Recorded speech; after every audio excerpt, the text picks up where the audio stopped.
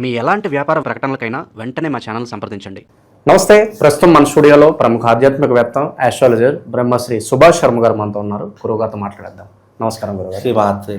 గురుగారు, నవంబర్ మాసం విశేషంగా మేషరాశి వారి పరిస్థితి ఏ విధంగా ఉంటుంది? కార్తీక మాసం, అందులో వీళ్ళు ఏలాంటి శైలిలో ఉన్నారు? ఓవరాల్గా ఎలాంటి పరిస్థితులు ఎదురవుతాయి? ఎలాంటి జాగ్రత్తలు తీసుకోవాలి? తప్పకుండా తెలియజేస్తాడు. ముందుగా ప్రేక్షకులందరికీ శ్రీమాత్రే నమః, శ్రీ గురుభ్యో నమః. నమో దేవ్యై మహాదేవ్యై శివాయై సతతం నమః. నమ ప్రకృత్యై భద్రాయై నిహతాం ప్రణతాస్మిత. ముఖ్యంగా మేషరాశి వారు ఏలినాటి శని ప్రభావంలో ఉన్నారు. ఏలినాటి శని ప్రభావం మనిషిని అష్ట కష్టాలు పెట్టేటటువంటి స్వభావం. చాలామంది ఇప్పుడు నా జీవితం బాగానే ఉంది, నాకేం ప్రాబ్లమ్స్ లేవు అని అనుకుంటారు. కానీ తెలిసి గోతిలో పడడానికి ఈ ఏలినాటి శని ప్రభావం ప్రధానమైనటువంటి కారణం అవుతూ ఉంటుంది.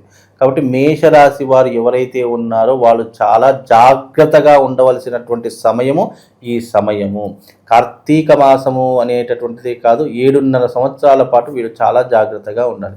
అందులోనూ ఇప్పుడున్నటువంటి తరహాలో ఈ యొక్క మేషరాశి వారికి 7వ స్థానములో ఈ రవి ప్రభావము, అలాగే 3వ స్థానంలో వీళ్ళకు విశేషంగా శని ప్రభావం అనేటటువంటిది ప్రారంభమైంది. కనుక వీళ్ళకి ఏమిటి అని అంటే గనక ముఖ్యంగా ఈ మేషరాశి వారికి ఏలినాటి శని ప్రభావం అనేటటువంటిది ఎలా ఉంటుంది అని అంటే గనక వీళ్ళకు జీవితంలో ఆర్థిక పరంగా ఇబ్బందులు వస్తూ ఉంటాయి, ఆరోగ్యపరంగా ఇబ్బందులు వస్తూ ఉంటాయి. తద్వారా వీళ్ళకి ఏమిటి అని అంటే గనక మేషరాశి వారికి ముఖ్యంగా వృత్తి వ్యాపార రీత్యా లేదు ఉద్యోగ రీత్యా నీలాప నిందలు, శత్రువులు పెరిగిపోవడము, అలాగే అకాలమైనటువంటి యాక్సిడెంట్లు జరగడము, రోడ్డు ప్రమాదాలు జరగడము, ఆరోగ్యం సహకరించకపోవడము, తెలియకుండానే సర్జరీలు జరిగిపోయేటటువంటి అవకాశాలు ఎక్కువగా ఈ యొక్క మేషరాశి వారి యొక్క జాతకంలో కనిపిస్తున్నాయి. కనుక మేషరాశి వారు వీలైనంత వరకు ఈ నెల మొత్తం జాగ్రత్తగా ఉండేటటువంటి ప్రయత్నం చేసుకోవాలి. అలాగే వీళ్ళకి ఏంటి అని అంటే గనక గురువు, మేషరాశి వారికి గురువు 3వ స్థానంలో ఉన్నాడు.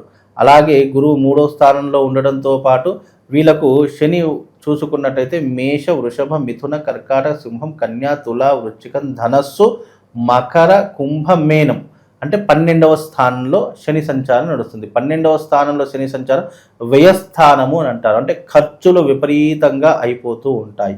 అలాగే సంపాదించే సంపద కంటే ఖర్చులే అధికంగా అవుతూ ఉంటాయి.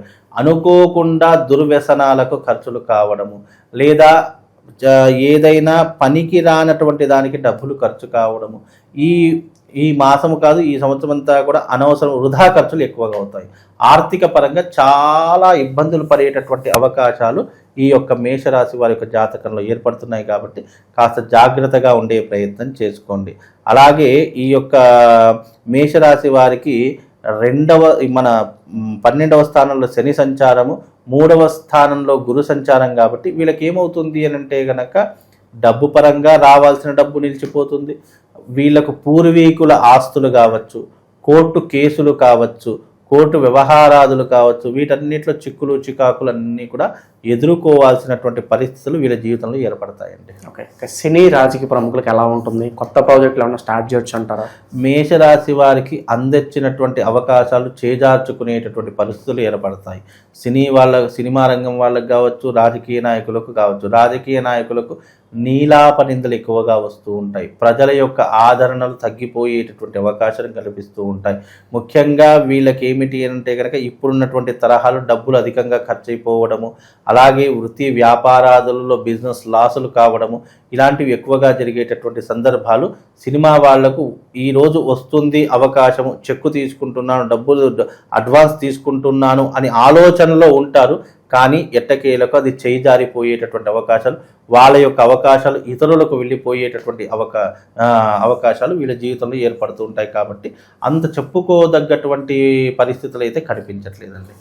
ఈ స్త్రీ వల్ల ఏదైనా కాంట్రవర్సీలు ఎరుక్కుని అలాగే ఏదన్నా తప్పకుండా స్త్రీ వల్ల ఇబ్బందులు పడడము, స్త్రీ లోలులు కావడము. అంటే స్త్రీ లోలులు మీన్స్ స్త్రీ యొక్క సాంగత్యాన్ని ఎక్కువగా కోరుకునేటటువంటి పరిస్థితులు ఎదురు కావడము, ఎక్కువగా స్త్రీతో గడపాలి అనేటటువంటి ఆలోచనలు రావడము, డబ్బులు విపరీతంగా ఖర్చులు పెట్టడము, 10 మందిని మోసం చేసేటటువంటి స్వభావాలు పెరిగిపోవడం. అంటే మోసం చేస్తారు అనేటటువంటిది కాదు, మోసం చేసే స్వభావాలు, ఆలోచనలు పెరిగిపోయేటటువంటి పరిస్థితుల్లో అంతవరకు దారితీస్తాయి అంటే 100%. పరిస్థితులు నేచర్ విల్ బి డిసైడ్. పరిస్థితుల యొక్క ప్రభావం వల్లనే మనిషి మారుతాడు తప్ప మనిషి చెడ్డవాడు అనడానికి ఆస్కారం లేదు.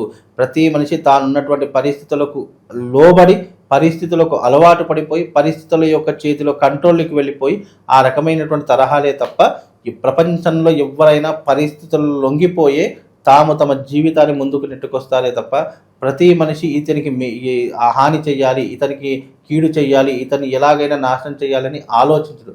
వారి వారి పరిస్థితులను బట్టి మనిషి స్వభావం మారుతుంది తప్ప పుట్టుకతో ఎవరు చెడ్డవాడు కాదు, పుట్టుకతో ఎవరు మంచివారు కాదు. వాళ్ళు పెరుగుతున్న వాతావరణం, వాళ్ళు అనుభవిస్తున్నటువంటి విధానాలు, వీటన్నిటిని కూడా పరిగణలోకి తీసుకుంటే మనిషి ఇప్పుడున్నటువంటి మేషరాశి వాళ్ళని చెడ్డవాళ్ళని కాదు, వాళ్ళ పరిస్థితులు ఆ రకంగా ఉంటాయి. దాన్ని ఎవరు ఏం మార్చలేరండి. ఈ నరఘోష నరదిష్టి తలకి ఇంపాక్ట్ వీళ్ళ మీద ఎంతవరకు చూపిస్తుంది? మరి ఈ ప్రభావం తగ్గించుకోవడానికి ఇన్స్టెంట్గా ఉన్న రెమెడీ ఉంటుంది కదన్నా? వీళ్ళకి ఆల్రెడీ ఏలినాటి శని ప్రభావంలో ఉన్నారు కాబట్టి వీళ్ళకు నరదృష్టి పెద్ద ప్రభావం ఏం చూపించదు. కాకపోతే వీళ్ళకు ఉన్నటువంటి తరహాల్లో గురువు బాగాలేడు, శని బాగాలేదు, రెండూ కూడా అనుకూలంగా లేవు.